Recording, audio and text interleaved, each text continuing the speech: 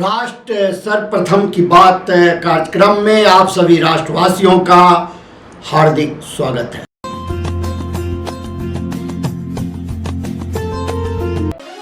नमस्कार राष्ट्रवासियों, आप देख रहे हैं नेशनल टीवी चैनल सर्वधर्म संगम पर राष्ट्र सर्वप्रथम की बात ललित सुमन के साथ कार्यक्रम।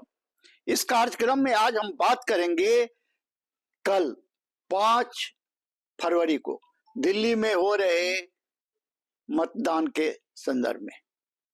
आपको पता है, जो भारत की राजधानी दिल्ली में इस समय महाभारत की स्थिति उत्पन्न हो गई है। राजनीति की इतनी घिनौनी हरकतें देखने को मिल रही है, मन दुखी हो रहा है। जो यह क्या हो रहा है भारत की राजधानी में, एक दूसरे के चरित्र हनन का लगातार प्रयास किया जा रहा है।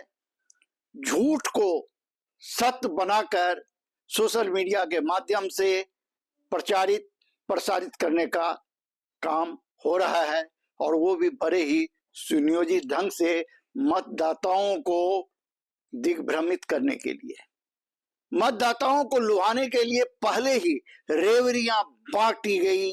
मतदाताओं को लुभाने का, खरीदने का प्रयास सभी राजनीतिक दलों द्वारा किया गया, और अब उम्मीदवारों के चरित्र पर प्रहार किया जा रहा है।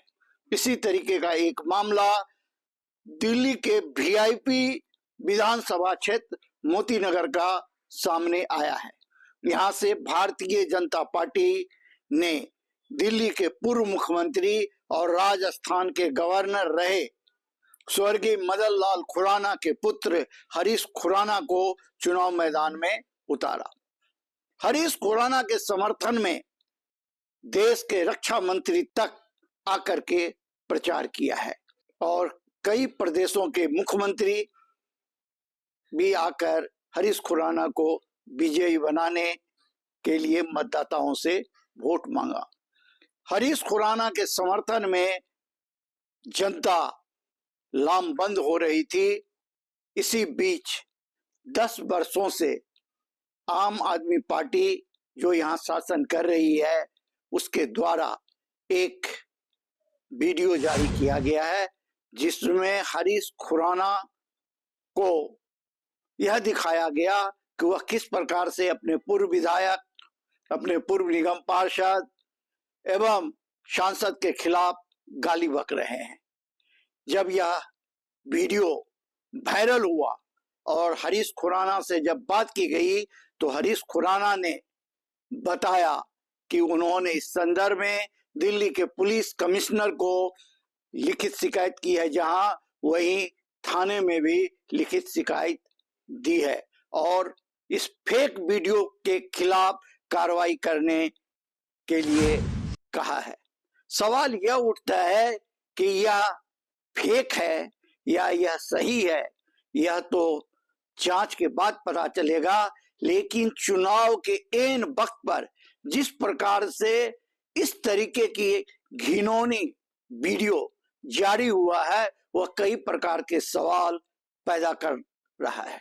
मैं बताऊं, मोतीनगर विधानसभा क्षेत्र के मतदाताओं को, जो इसी प्रकार का एक गंदा खेल उस वक्त भी खेला गया था जब यहाँ निगम पार्षद का चुनाव राजकुमार खुराना भारतीय जनता पार्टी का लड़ रहे थे।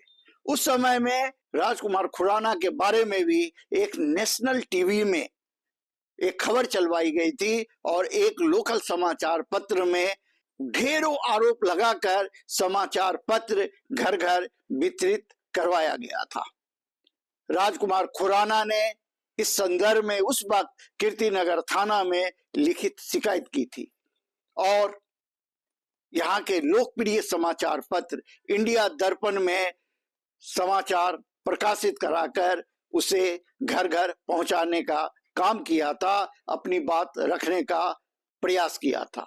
और मतदाताओं ने इंडिया दर्पण की विश्वसनीयता को मानते हुए, क्योंकि इंडिया दर्पण एक ऐसा समाचार पत्र है जो ना काहू से दोस्ती ना काहू से बैर के सिद्धांत पर चलता है, और एक ही सोच रखता है सत्य की खोज, और उस सत्य की खोज के लिए वह पत्रकारिता के उन सर्वश्रेष्ठ सिद्धांत का पालन करता है, ना काहू से दोस्ती, ना काहू से बैर। जब वह समाचार पत्र लोगों के हाथ में गया, मतदाताओं को भरोसा हुआ और राजकुमार खुराना भारी मतों से निगम पार्षद का चुनाव जीत गए। उसी प्रकार की स्थिति आज फिर एक बार मोती नगर विधानसभा क्षेत्र में देखने को मिल रहा है। हरीश खुराना के ऊपर ढेर सारे आरोप लगाए गए हैं और वीडियो वायरल किया जा रहा है विभिन्न माध्यमों से।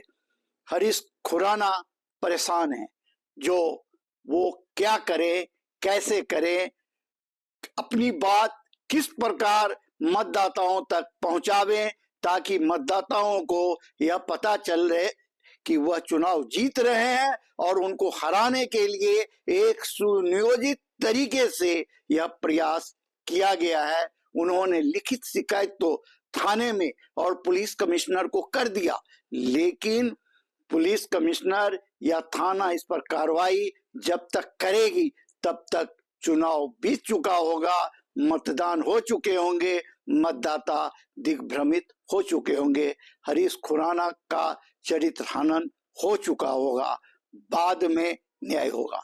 इसीलिए पत्रकारिता के उच्च सिद्धांतों का पालन करते हुए फिर से एक बार दैनिक इंडिया दर्पण समाचार पत्र अपने पत्रकारिता धर्म का निर्वहन करते हुए सत्य को आपके सामने लाने का प्रयास कर रहा है। जो हरीश खुराना जो कह रहे हैं उनकी बात भी जनता तक पहुंचे और जनता निर्णय करे कि क्या सही है, क्या गलत है। किसी एक पक्ष को सुनकर न्याय न करे। हम आपके सामने में हरीश खुराना के उस पत्र को दिखा रहे हैं, आप देखिए, जो हरीश खुराना ने किस प्रकार से पुलिस कमिश्नर को और किस प्रकार से थाने को लिखित शिकायत किया है। हरीश खुराना की मां और स्वर्गीय मदन लाल खुराना की धर्म पत्नी राज खुराना ने क्या कहा है, आप इसे भी सुनिए। नमस्कार। आज मैं मोती नगर की जनता से ये प्रार्थना करती हूँ कि जिस तरह आपने सदा मेरे पति खुराना जी का साथ दिया, उसी तरह आप मेरे बेटे हरीश खुराना को भी अपना आशीर्वाद दें।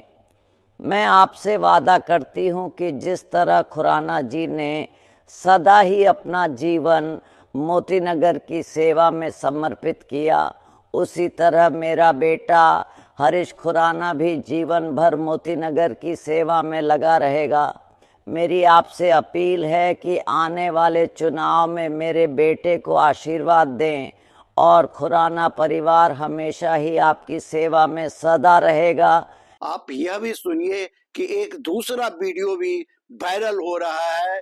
मोती नगर विधानसभा क्षेत्र के 10 वर्षों से विधायक रहे शिवचरण गोयल के एक लेटर के साथ, जो वे झुग्गी तुड़वाने का प्रयास कर रहे हैं और इस संदर्भ में उन्होंने पत्र लिखा। वह पत्र भी इस समाचार के साथ आप देख सकते हैं। जो राजनीति किस स्तर पर पहुंच चुकी है, एक दूसरे पर आरोप प्रत्यारोप तो चलता रहा है, क्योंकि यह एक चुनाव है। लेकिन इस तरीके की राजनीति जो उन्होंने झुग्गी को तोड़ने के लिए पत्र लिखा और अब पर्चा बांटा जा रहा है, जो भारतीय जनता पार्टी अगर आएगी तो वह झुग्गी तोड़वा देगी। पहले उनका पत्र दिखाया जा रहा है जो कि उन्होंने लिखा है, जो कि जब तक यह झुग्गी नहीं टूटेगी विकास नहीं हो सकता। और दूसरी तरफ भारतीय जनता पार्टी के प्रत्याशी हरीश खुराना के चरित्र हनन का प्रयास, जो उन्हें बद्दी बद्दी गालियां देते हुए दिखाया जा रहा है। उन्हें अपने पूर्व विधायक को, अपने निगम पार्षद को, अपने सहयोगी को, अपने मेंबर ऑफ पार्लियामेंट के बारे में गलत बातें करते दर्शाया गया है, ताकि वे सभी लोग नाराज होकर हरीश खुराना का समर्थन न करे और भारतीय जनता पार्टी फिर से एक बार मोती नगर विधानसभा क्षेत्र में पराजय का मुंह देखे। आप मतदाता कल निकलें, घरों से बाहर निकलकर आप सच्चाई को समझते हुए, जानते हुए मदन लाल खुराना के इतिहास, मदन लाल खुराना के त्याग, मदन लाल खुराना द्वारा किए गए मोती नगर विधानसभा के विकास पर ध्यान देते हुए आप तय करें जो पिछले 10 वर्षों में आम आदमी पार्टी के विधायक द्वारा इस क्षेत्र के लिए क्या किया गया, किस तरीके से यह क्षेत्र आगे बढ़ा या पीछे गया या कुछ नहीं हुआ, या मदन लाल खुराना के कार्यकाल में यह क्षेत्र आगे बढ़ा था, इस क्षेत्र की पहचान बनी थी और आगे हरीश खुराना अगर विजयी होके आपके मतों से आते हैं तो वे आगे करेंगे। अब यह सारा का सारा निर्णय मोती नगर विधानसभा क्षेत्र के मतदाताओं के ऊपर निर्भर करता है। अंतिम फैसला अब होगा कल सुबह 7 बजे से और शाम को मतदान समाप्त होने के बाद यह तय हो जाएगा कि मोती नगर विधानसभा क्षेत्र का अगला विधायक कौन होगा। इसी शब्दों के साथ हम आपसे विदा लेते हैं। आप अन्य खबरों के लिए बने रहें नेशनल टीवी चैनल सर्वधर्म संगम पर। राष्ट्र सर्वप्रथम, वंदे मातरम, जाग उठा है भारत। ब्रेक का हम चलते हैं ब्रेक पर, आप कहीं जाए नहीं, छोटा सा break.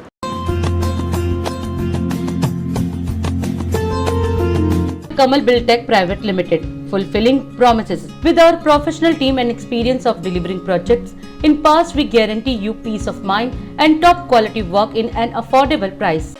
Shreya Furnishing wishes you a very happy new year. Our company is the biggest wholesale showroom in India with the finest fabric catering to all segments of the market. Visit our shop 1/88 WHS Timber Market, Kirtinagar, New Delhi. Powered by Kamal Buildtech Private Limited, fulfilling promises. With our professional team and experience of delivering projects, in past we guarantee you peace of mind and top quality work in an affordable price. और अधिक खबरों के लिए आप हमारे YouTube channel दैनिक India दर्पण को अभी सब्सक्राइब करें और नोटिफिकेशन के लिए बेल आइकन को प्रेस करना ना भूलें। राष्ट्र सर्वप्रथम की बात कार्यक्रम में ब्रेक के बाद एक बार फिर आप सभी राष्ट्रवासियों का स्वागत। सुप्रीम कोर्ट ने विदेशी घोषित किए गए लोगों को निर्वासित नहीं करने और उन्हें अनिश्चित काल तक हिरासत केंद्रों में रखने के लिए असम सरकार और केंद्र को फटकार लगाई। उत्तराखंड के बाद अब एक और बीजेपी शासित राज्य में यूसीसी यानी समान नागरिक संहिता लागू करने की तैयारी। दिल्ली विधानसभा चुनाव के लिए मतदान से एक दिन पहले भारतीय चुनाव आयोग ने आम आदमी पार्टी पर पलटवार किया। आम आदमी पार्टी के संयोजक और नई दिल्ली विधानसभा से उम्मीदवार अरविंद केजरीवाल के बयान पर कालकाजी विधानसभा सीट से कांग्रेस उम्मीदवार अलका लांबा ने पलटवार किया। कालकाजी विधानसभा क्षेत्र से बीजेपी उम्मीदवार रमेश बिधूड़ी ने आतिशी के आरोपों पर पलटवार किया। लोकसभा में चीन को लेकर कांग्रेस नेता राहुल गांधी के दावे के बाद सियासी बवाल बढ़ गया। दिल्ली विधानसभा चुनाव से एक दिन पहले शिवसेना नेता आदित्य ठाकरे ने आम आदमी और कांग्रेस और स्वतंत्र उम्मीदवारों से मतदान के दौरान सतर्क रहने का आह्वान किया। भाजपा सांसद निशिकांत दुबे ने लोकसभा अध्यक्ष ओम बिरला को पत्र लिखकर उनसे नेता प्रतिपक्ष राहुल गांधी के खिलाफ विशेषाधिकार कार्यवाही शुरू करने का अनुरोध किया। दिल्ली की एक अदालत ने कांग्रेस सांसद शशि थरूर के खिलाफ आपराधिक मानहानि का मामला खारिज कर दिया। तेलंगाना के मुख्यमंत्री ए रेवंत रेड्डी ने राज्य की विधानसभा में जाति सर्वेक्षण पेश किया। लोकसभा में राष्ट्रपति के अभिभाषण पर धन्यवाद प्रस्ताव पर चर्चा के दौरान प्रधानमंत्री नरेंद्र मोदी ने जवाब दिया। उन्होंने कहा कि यह उनका सौभाग्य है कि जनता ने उन्हें 14वीं बार राष्ट्रपति का आभार व्यक्त करने का अवसर दिया। प्रधानमंत्री ने राष्ट्रपति के संबोधन को विकसित भारत के संकल्प को मजबूत करने वाला बताया और कहा कि उनकी सरकार ने गरीबों को झूठे नारे नहीं बल्कि सच्चा विकास दिया है। आदरणीय राष्ट्रपति जी के संबोधन पर आभार प्रकट करने के लिए मैं उपस्थित हुआ हूँ। कल और आज कल तो रात देर तक सभी माननीय सांसदों ने अपने विचारों से इस आभार प्रस्ताव को समृद्ध किया। कई माननीय अनुभवी सांसदों ने भी अपने विचार प्रकट किए और स्वाभाविक है कि लोकतंत्र की परंपरा भी है।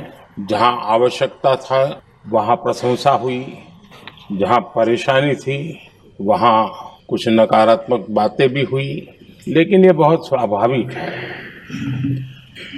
अध्यक्ष जी, मेरे लिए बहुत बड़ा सौभाग्य है कि देश की जनता ने मुझे 14वीं बार इस जगह पर बैठ करके राष्ट्रपति जी के उद्बोधन को आभार व्यक्त करने के लिए अवसर दिया है और इसलिए मैं आज जनता जनार्दन का भी बड़े आदर के साथ आभार व्यक्त करना चाहता हूं और सदन में चर्चा में जिन जिन लोगों ने हिस्सा लिया, चर्चा को समृद्ध किया, उन सब का भी मैं आभार व्यक्त करता हूं। आदरणीय सभापति जी, हम 2025 में हैं। एक प्रकार से 21वीं सदी का 25% हिस्सा बीत चुका है। समय तय करेगा 20वीं सदी के आजादी के बाद और 21वीं सदी के प्रथम 25 साल में क्या हुआ, कैसा हुआ। लेकिन इस राष्ट्रपति जी के संबोधन में अगर हम बारीकी इसको अध्ययन करेंगे तो ये साफ नजर आता है कि उन्होंने देश के सामने भविष्य के 25 वर्ष और विकसित भारत के लिए एक नया विश्वास जगाने वाली बात।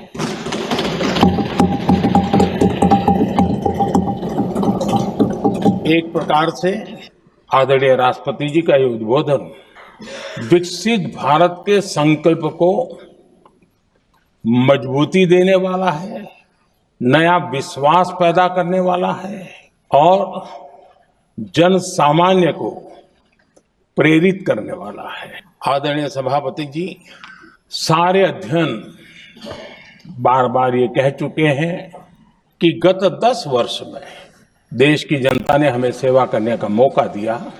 25 करोड़ देशवासी गरीबी को परास्त करके गरीबी से बाहर निकले।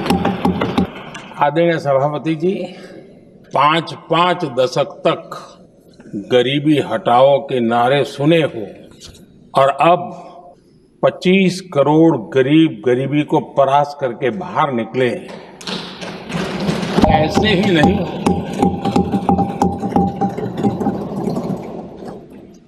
योजनाबद्ध तरीके से समर्पित भाव से अपनेपन की पूरी संवेदनशीलता के साथ जब गरीबों के लिए जीवन खपाते हैं ना, तब ये होता है। दिल्ली विधानसभा चुनाव से 16 घंटे पहले सीएम अतिशी ने चुनाव आयोग की निष्पक्षता पर सवाल खड़े किए। इसी कड़ी में सीएम ने प्रेस वार्ता कर आरोप लगाया कि कल देर रात कालका जी के गिरिनगर और नेहरू नवजीवन कैंप में बीजेपी प्रत्याशी रमेश विधुड़ी के भतीजे और समर्थक आचार संहिता का उल्लंघन कर रहे थे। उन्होंने कहा कि सबूत होने के बावजूद चुनाव आयोग कोई कार्रवाई नहीं कर रहा। इन लड़कों को बिना किसी कंप्लेंट के, बिना किसी एफआईआर के रात के 1 बजे से सुबह 6 बजे तक थाने में रखा गया। सारी इलाके के सीनियर पुलिस वालों को वहां बुला लिया गया, जिसमें हर्ष इंदौरा एसीपी साउथ ईस्ट, एगमुट के आईपीएस के 2016 के ऑफिसर हैं, श्री वीरेंद्र एसीपी सरिता विहार, श्री राकेश कुमार एसीपी कालका जी, ये सब वहां पे मौजूद थे। इन्होंने एमसीसी वायलेशन करने वालों पे कोई एक्शन नहीं लिया। एमसीसी वायलेशन रिपोर्ट करने वाले 2 लड़कों को 5 घंटे पुलिस थाने में बिठा के रखा और जो एक हिंदी में मुहावरा है, उल्टा चोर कोतवाल को डांटे। मैंने इलेक्शन कमीशन को बुलाया, पुलिस को बुलाया और इलेक्शन कमीशन ने इस पूरे प्रकरण में कि मेरे ऊपर एफआईआर किया। मैं आज इलेक्शन कमीशन से पूछना चाहती हूँ। Bharat free and fair election के लिए जाना जाता है। आज देश की राजधानी में खुलेआम गुंडागर्दी चल रही है, तो बचाने के लिए पुलिस वाले गुंडागर्दी कर रहे हैं और अब इलेक्शन कमीशन कंप्लेंट करने वालों पे केस फाइल कर रही है। क्या ये हाल होगा अब? राजीव कुमार जी, अपनी सोती हुई आत्मा को जगाइए। हम सुबह से आपसे टाइम मांग रहे हैं मिलने के लिए, आप टाइम नहीं दे रहे हैं। इलेक्शन कमीशन कंप्लेंट करने वालों पे एफआईआर कर रहा है। एमसीसी वायलेशन रिपोर्ट करने वालों को पुलिस खुलेआम बर्बरता से मार रही है। आज देश का लोकतंत्र राजीव कुमार जी के हाथ में है और इतिहास देख रहा है राजीव कुमार जी कि देश की राजधानी में लोकतंत्र बचेगा कि नहीं बचेगा। दिल्ली की जनता सब देख रही है। उनको पता है कि एक तरफ गुंडागर्दी करने वाले और फ्री की योजनाओं को बंद करने वाले लोग हैं और दूसरी तरफ हर महीने 25,000 रुपए के फायदा पहुंचाने वाली पार्टी है। दिल्ली की जनता बहुत सोच समझ के अपना फैसला लेगी। हमारे देश के इलेक्शन कमीशन को सारी दुनिया में सराहा जाता था और इस इलेक्शन कमीशन की अगुवाई किसी समय टीएन शेषन जैसे लोगों ने की थी, जिनका नाम ही निष्पक्ष चुनाव का पर्यायवाची बन गया था। निष्पक्ष चुनाव यानी टीएन शेषन साहब। आज टीएन शेषन साहब की कुर्सी पर राजीव कुमार जी के नेतृत्व में जो इलेक्शन कमीशन काम कर रहा है, अपना पूरा का पूरा इलेक्शन लड़ाने का ठेका चुनाव आयोग को दे दिया है। चुनाव इलेक्शन कमीशन और दिल्ली पुलिस की साझेदारी में लड़ा जा रहा है। जिस तरह से पूरी दिल्ली से खबरें आ रही हैं, सोशल मीडिया पर बहुत स्पष्ट वीडियोस दिख रहे हैं। ऐसा भी नहीं है कि स्पष्टता नहीं है, उसमें समझ नहीं आ रहा है। पिछले 3-4 दिन से खुलेआम गुंडागर्दी कर रहे हैं और पुलिस, जैसा कि आतिशी जी ने कहा कि पुलिस शिकायत करने वालों पर, इन विरोध को रोकने वालों पर, यहाँ तक कि इन वायलेशंस की, इस गुंडागर्दी की रिपोर्ट करने वाले पत्रकारों तक का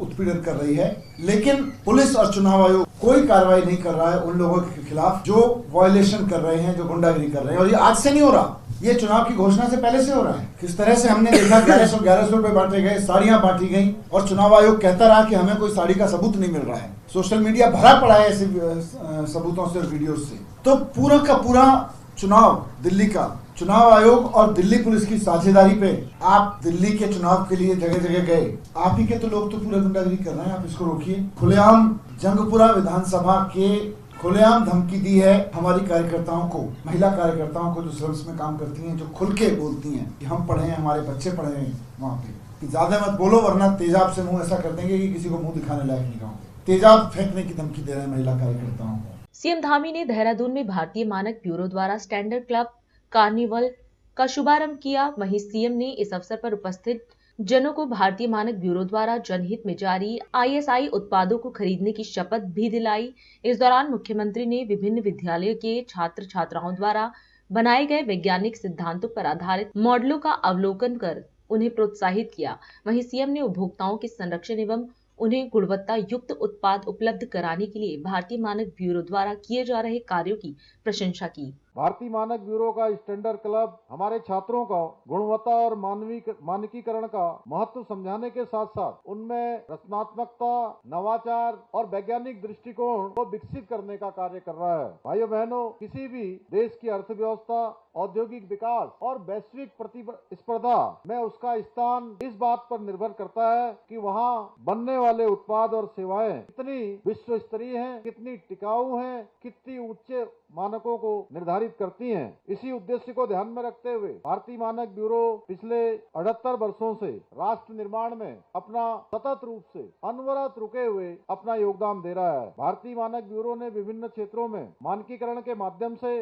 भारतीय उत्पादों की गुणवत्ता सुनिश्चित करने के साथ साथ उपभोक्ताओं की भी रक्षा भी की है। ब्यूरो द्वारा स्थापित मानक हमारे उद्योग, व्यापार और सेवाओं के प्रमाणीकरण की दिशा में अत्यंत महत्वपूर्ण भूमिका निभाते हैं। आज भी जब हम बाजार में कोई उत्पाद खरीदने जाते हैं तो सबसे पहले देखते हैं कि उसमें उस उत्पाद में आईएसआई मार्क है कि नहीं है। देखते हैं कि नहीं देखते हैं? देखते हैं ना। सबको समझ में आ रहा है पीछे? ये बच्चे हमारे समझ पा रहे हैं? आईएसआई मार्क जानते हैं आप लोग? जरा जितने लोग जानते हैं थोड़ा एक बार हाथ खड़ा कर दीजिए। सभी जानते हैं? सबको आवाज सुनाई दे रही है यहाँ से? आईएसआई मार्क समझते हैं आप लोग? देखते हैं मार्केट में जब जाते हैं? चलिए, बहुत अच्छा। और यदि आईएसआई मार्क होता है तो हमको पूरा भरोसा हो जाता है कि ये उत्पाद, ये जो भी हम खरीदने जा रहे हैं, ये ये गुणवत्तापूर्ण होगा और जो सुरक्षा के मानक होंगे वो सुरक्षा के मानकों पर भी खरा उतरेगा। ये अपने आप में भारतीय मानक ब्यूरो की विश्वसनीयता और उपभोक्ताओं के प्रति उसकी प्रतिबद्धता को दर्शाने के लिए पर्याप्त होता है। मेरा मानना है कि कोई भी मानक केवल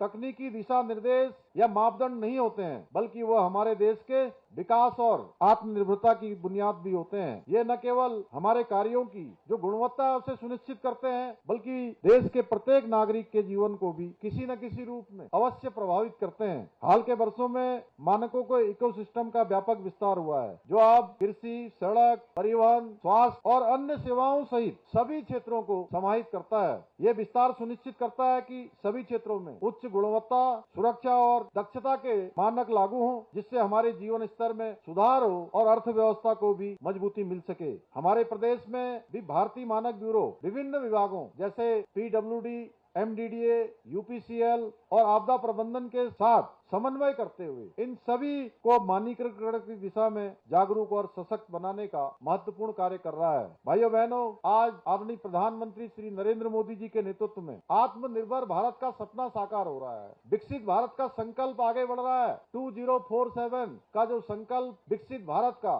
हमारे प्रधानमंत्री जी के नेतृत्व में लिया गया है, इस सपने को साकार करने में भारतीय मानक ब्यूरो की भूमिका अत्यंत महत्वपूर्ण है। आदरणीय प्रधानमंत्री जी का उद्देश्य है कि भारतीय उत्पाद अपनी गुणवत्ता, नवाचार और विश्वसनीयता के लिए पूरे संसार के अंदर एक नई मिसाल पेश करें, क्योंकि जब हम अपने उत्पादों को वैश्विक मानकों के अनुरूप तैयार करते हैं तो हम न केवल उसकी गुणवत्ता का ध्यान रखते हैं, बल्कि अपने उद्योगों को अंतर्राष्ट्रीय बाजार में भी प्रतिस्पर्धी बनाने के लिए एक सशक्त उसकी फाउंडेशन तैयार करते हैं, सशक्त उसका आधार बनाते हैं। इसी को ध्यान में रखते हुए हमारी सरकार भी निरंतर प्रयास कर रही है। आज हम जो हमारे पारंपरिक उत्पाद हैं, जैसे हस्तशिल्प, जैविक कृषि उत्पाद, औषधि, जड़ी बूटियां और अन्य स्थानीय उत्पादों के लिए उच्च मानक स्थापित करने का प्रयास कर रहे हैं, जिससे हमारे उत्पाद वैश्विक स्तर पर प्रतिस्पर्धा कर सके। इसी को ध्यान में रखते हुए हमने हाउस ऑफ हिमालयाज नाम से एक अम्ब्रेला ब्रांड की स्थापना की है, जो हमारे उत्पादों को, जो हमारे यहाँ के स्वयं सहायता समूह के द्वारा बनाए जाते हैं, हमारी